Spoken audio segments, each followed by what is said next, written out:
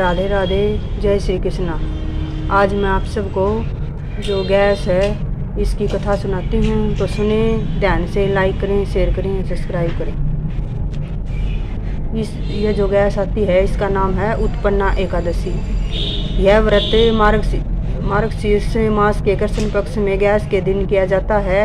इस दिन भगवान श्री कृष्ण की पूजा का विधान है। व्रत करने वाले को दशमी के दिन रात में ही भोजन नहीं करना चाहिए। एकादशी के दिन ब्रह्म वेला में भगवान की पुष्प जल धूप अक्षत से पूजन करके पूजा अर्चना करनी चाहिए। इस व्रत में केवल फलों का ही भोग लगाया जाता है। ब्रह्मा विष्णु महेश त्रिदेवों का संयुक्त अंश माना जाता है। यह मोक्ष देने वाला व्रत है। उत्पन्ना एकादशी की कथा।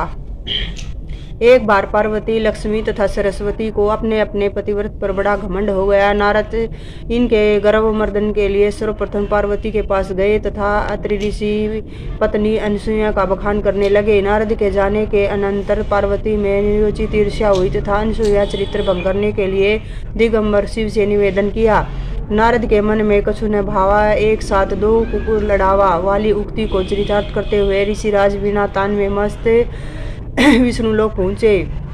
वहाँ भी लक्ष्मी जी से अनसुईया की भूरी भूरी प्रशंसा की। भला लक्ष्मी कब पर गुणानुवाद वाली थी। नारद के अदृश्य होती विष्णु से अनसुईया का पतिव्रत नष्ट करने का आग्रह किया। इधर ब्रह्मलोक में भी जाकर नारद ने सरस्वती से इसी तरह की अनसुईया की प्रशंसा सुनाई।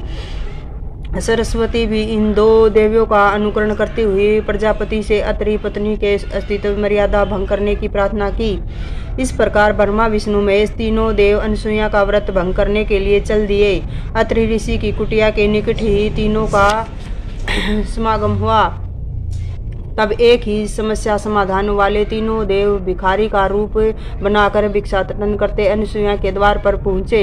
अनसुईया के भिक्षा देने पर सब तीनों ने इनकार कर दिया तथा भोजन करने की इच्छा प्रकट की। अतिथि सत्कार को ही जीवन समझने वाली अनसुईया ने भिक्षुओं की बात स्वीकार कर ली। इसके पश्चात उन्होंने स्नान आदि से निवृत्त होने को कहा। तीनों देवों के आते ही श्रद्धा से अनसुईया जब भोजन की थाली परोस कर लाई तो उन लोगों ने इनकार करते हुए कहा, जब तक तू नग्न होकर भोजन न परोसेगी तब तक हम लोग भोजन नहीं ग्रहण करेंगे। यह सुनकर अनसुईया के पहले तो पैर से सिर तक आग जल उठी, लेकिन पतिव्रत सत्य देवों की प्रवचना समझ गई और अपने पतिव्रत के प्रभाव से तीनों देवों को बालक बना दिया।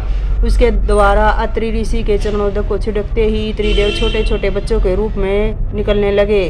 तब सती ने उन्हें भरपेट भोजन कराया तथा पालने पर झुलाती हुई वात्सल्य प्रेम से दिन व्यतीत करने लगी। इधर काफी समय बीत जाने पर तथा त्रिदेवों के न लौटने पर त्रिदेवों की देवियां घबराने लगी। तब एक दिन नारद के द्वारा ज्ञात हुआ कि तीनों देव एक बार अनसुईया के घर जाते दिखाई दिए थे।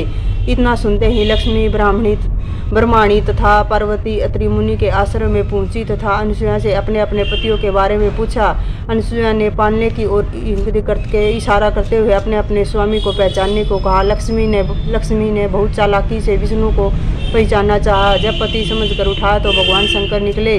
इस पर उनका बड़ा उपहास हुआ। इस प्रकार तीनों देवियों के अनुनय विनय करने पर अनसुईया ने कहा कि इन लोगों ने मेरा दूध पिया है, अतः इन्हें बच्चे के रूप में रहना होगा। इस प्रकार तीनों ब्रह्मा विष्णु महेश के अंश से एक विशिष्ट अवतार हुआ जिसके 3 सिर तथा 6 भुजाएं थी। यही त्रयोदय ऋषि की उत्पत्ति की कथा है। अनसुईया ने पुनः पति चरणोदक से तीनों देवों को पूर्ववर्त कर दिया।